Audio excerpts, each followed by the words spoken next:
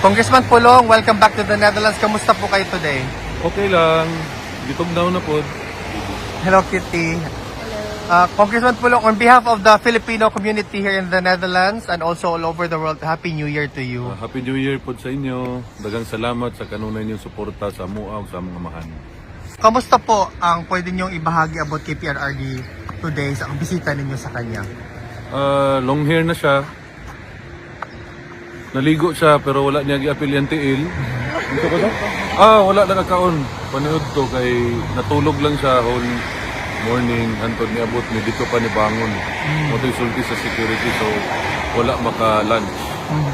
Marami pong mga kababayan natin ang Tulong na lang oy. Sir. Ganahan pagkatawag congressman? Correct. Ha? Sir Paulo, marami pong mga kababayan natin nagtatanong kasi nag-snow ngayon dito sa Netherlands.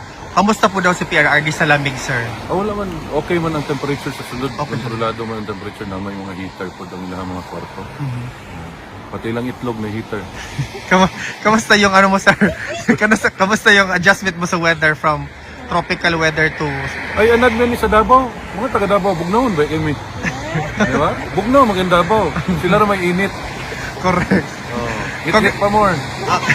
Ano po yung masasabi nyo sa 2026 na marami talaga pinaghahandaan kayo ng mga detractors na ang pamilyang Duterte ay aatakihin nila, lalong-lalo na yung kapatid mo na si Vice President Inday Sara Duterte? Di lang tayo mag-story about governance, politics, kay howd man kuno sila ana, no?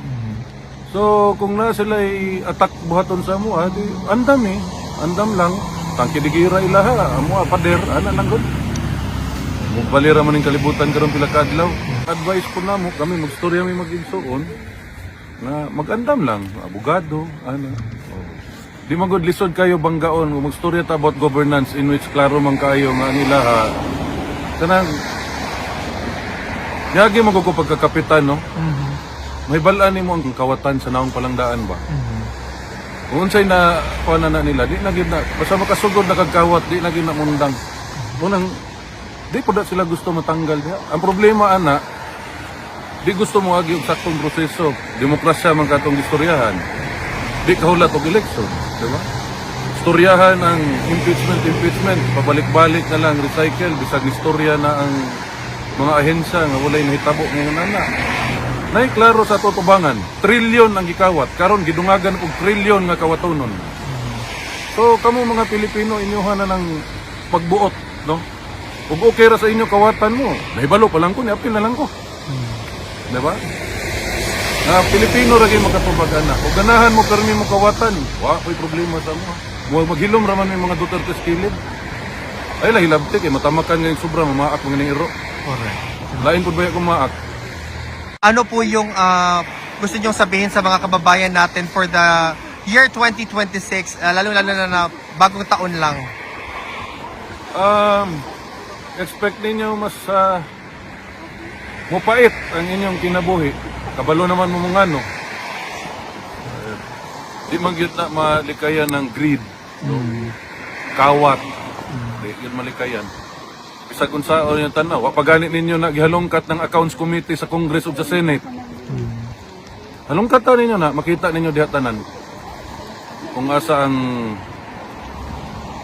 isa pa ka corruption diha sa mga amo to sa tawag na. Pulong na lay tawag sa ito tawag ang congressman. Kaulaw. Damay patani. Pero mga taga Davao, basta ako mo serbisyo lang ko sa inyo ha. Ayan na magtuwa ng mga storya-storya nga wala gasolod sa HOR. So ibuhaton ako dito kay committee. Tanaw to Libiste, gusto mo kontratong budget, wa gani tagda sa naglingkod na speaker. Ayan magtuwa na ilahang mga pakyut-kyut na mga kasi tawag na nila, di naman na cockroach.